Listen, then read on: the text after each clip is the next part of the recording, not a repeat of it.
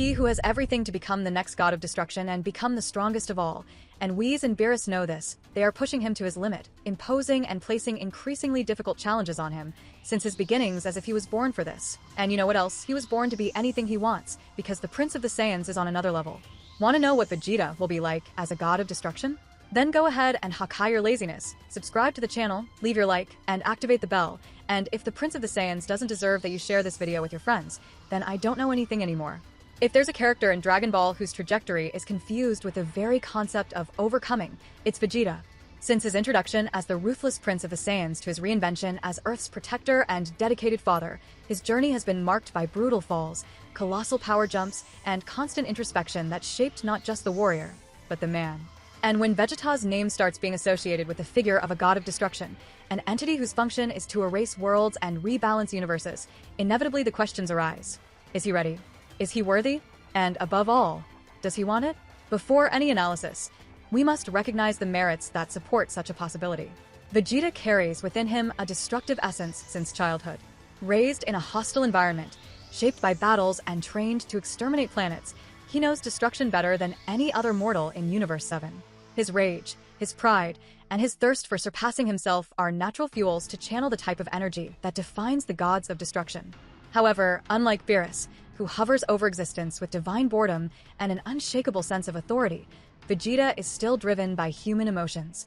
And it is precisely this paradox that makes him unique among the candidates. Since Whis pointed out the possibility, Vegeta's presence on the path of destruction ceased to be a hypothetical theme and became a journey. And this path began with a watershed moment, the learning that destroying is not synonymous with rage, but with purpose. When Beerus decides to train Vegeta more directly, something he refused to do with Goku at first, he subjects him to a complete reconfiguration, not only of techniques, but of identity. He teaches him that the energy of destruction must be mastered in its purest state, devoid of vanity, rancor, and even ego, which is, ironically, everything that Vegeta represents. We have some points where Vegeta has already shown self-control and sacrifice at the same time, and that proves that he would, and does, do anything to get what he wants at a given moment, and knows very well what he's doing. When he lets himself be controlled by Babidi, Vegeta does not do it out of weakness, but by choice. He wanted to retrieve the part of himself he had lost, the cruel, ruthless warrior who didn't hesitate. He believed that this version was the only one capable of defeating Goku. But, ironically, by doing so, Vegeta was confronted with the hardest truth. He had already changed. When he fought Goku under the Meijin mark, he hoped to relive the past but realized that his motivations were no longer the same. When he finally got what he wanted, a fight with Goku on equal footing, he realized that it no longer satisfied him as before. This dilemma culminates in his ultimate redemption. Even under Babidi's influence, Vegeta regains control of his mind and, in the face of the threat of Majin Buu, makes the noblest decision of his life, to sacrifice himself for those he loves. When he hugs Trunks before the final explosion, he accepts that his strength no longer defines who he is. That self-destruction was the peak of his emotional evolution, the victory of the man over the warrior. In other words, Vegeta attained Super Saiyan 2 in the most painful way possible, not just physically, but psychologically. And after achieving the power he so sought, he discovered it didn't heal the internal void. This realization, more than any training, was the true beginning of his redemption and the construction of the Vegeta we know today, a strong warrior not because he wants to be the most powerful, but because he wants to be better. But it's exactly for this reason that his evolution is so significant. Unlike Goku, who seems to absorb teachings like a pure martial artist, almost with childlike curiosity, Vegeta faces each step with internal resistance. He needs to break through layers of pride, accept that there are limits, and, in many cases, learn to destroy not out of rage, but out of necessity. This transforms him. The Vegeta we see today is a warrior capable of erasing an enemy with serenity. He is someone who masters the Hakai, the supreme technique of annihilation, not only in gesture, but in spirit. Ultra Ego is the ultimate expression of this new Vegeta. It is not a transformation based on control and evasion like Ultra Instinct, but rather on surrender and impact. The more damage he takes, the stronger he becomes. There is no room for fear, nor hesitation. He accepts pain as part of the process and responds with growing destructive power. It is a state that perfectly represents the concept of a god of destruction, someone who dives into chaos and emerges more dangerous. And in recent moments, this form has been enough to confront entities like Granola, Gas, and even to pressure Jiren in speculative battles, although the canonical material has yet to put him face to face with such figures again. However, being a god of destruction is not just about raw power. There is the question of mindset. And that's where the most interesting nuances arise. Vegeta has a family. He has roots, affections, and emotional responsibilities. He fights not for universal balance, but for love. That could be a weakness or his greatest strength. Because unlike Beerus, who would destroy a planet over bad food, Vegeta today would only raise his hand if he was certain it was necessary to preserve the greater balance. And that, paradoxically, makes him a more trustworthy being. Compared to Toph, the other major candidate for the divine title, Vegeta carries a much denser narrative weight. Toph gave up everything to become a destroyer. Vegeta, on the other hand, embraced everything that humanizes him and still mastered the energy of destruction. This duality places him above Toph. While the latter is a warrior of justice who accepted the divine burden as a mission, Vegeta is a prince of pride who turned that pride into a divine weapon. And that is infinitely more symbolic. Another point that must be highlighted is that Vegeta, from the Tournament of Power to the most recent conflicts, has demonstrated mastery of unique techniques that only the gods use. The Hawkeye was used to completely erase an opponent. He trained on the god of destruction's planet and absorbed, by his own merit, everything Beerus allowed to be revealed. This distances him from Goku, who took the angelic path with Whis. Goku is a warrior who seeks transcendence. Vegeta, on the other hand, walks the path of the end. One represents mastery over the body and time, the other absolute annihilation. And there is still the question of performance. Vegeta has evolved in battles like few others. He not only reaches new heights, he learns in combat. When he fought Granola, he knew how to use his pain as fuel. Against Gas, he refined his ultra ego. And each confrontation serves as a lab for his destructive nature. His pride is no longer an obstacle, but a tool for refinement.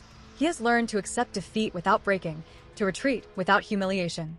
This makes him not only stronger but wiser. And that wisdom is necessary for a god. That said, there are still missing pieces. Vegeta still hesitates when it comes to destruction without cause. He still prefers to protect rather than destroy. He still has ties that could limit his role as a destructive deity. But maybe that is exactly what the universe needs. A destroyer who chooses not to destroy. A god who sees value in preserving and who only erases when there's no other choice. It would be a philosophical shift in the role of the gods of destruction. And who better than Vegeta, the anti-hero who became a hero, to inaugurate this new era? My opinion is clear. Vegeta is ready. Not ready like Beerus, whose existence merges with eternity, but ready like a warrior who earned every inch of power with sweat, blood, and reflection. If one day Beerus disappears, by his own will or cosmic necessity, Universe 7 will find in Vegeta not only a worthy replacement, but a new kind of deity. One who understands the weight of what he carries and who will never confuse destruction with whim. In technical terms, it is possible to argue that Vegeta has already surpassed other gods. Although comparisons between gods from different universes are always speculative, there are signs that Ultra Ego, combined with his mastery of Hawkeye and his maturity, would place him above deities like Lakir or Helles. He has not surpassed Beerus, and perhaps never will, but he already stands out as the top candidate. And frankly, it would be a cosmic injustice if he weren't the next to wear that mantle. Vegeta has already destroyed planets. He has destroyed enemies. He has destroyed himself countless times. But today, he is someone who also builds. He built a family. He built a legacy. He built a new sense of purpose. And if a god of destruction needs a balance between these extremes, then Vegeta is the perfect synthesis. He doesn't want the throne. But if the universe needs it, he will sit on it, not as the Prince of the Saiyans, but as the warrior who destroyed his past to build something better. Amid all this evolution, Vegeta has always carried with him an almost palpable restlessness, a burning desire to prove that he was not just the proud prince of a destroyed planet, but an entity that transcends mortal limitations. This desire, often mistaken for mere ambition, turned out to be the driving force behind almost all his decisions. Every training, every battle, and every moment of introspection allowed him to glimpse a horizon where he could possibly take on the role of a god of destruction, not as a mere executor of orders, but as a conscious agent of universal balance. This vision was not without internal criticism, as the pressure of carrying such responsibility often plunged him into existential dilemmas. Vegeta constantly found himself questioning whether the price of ascension, often measured in personal sacrifices, irreparable losses, and the pain of seeing loved ones hurt, was compatible with the new level he could reach. At the same time, living alongside other warriors and observers of the universe served as a mirror for Vegeta to compare his deeds with those of his peers. One of the most memorable confrontations was undoubtedly the symbolic clash with another co-candidate whose trajectory rivaled his in many aspects. This other candidate, whose identity remains a mix of tradition and modernity, represented the antithesis of what Vegeta had been cultivating over the years. While Vegeta embraced a philosophy of power shaped by pain, sacrifice, and superiority earned through his own effort, this rival seemed to have a more serene, almost aristocratic approach to combat.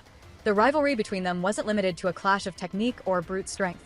It became a true ideological battle, in which every move, every strategy, and every moment of vulnerability was calculated to determine who, in fact, would belong to the ranks of the gods of destruction.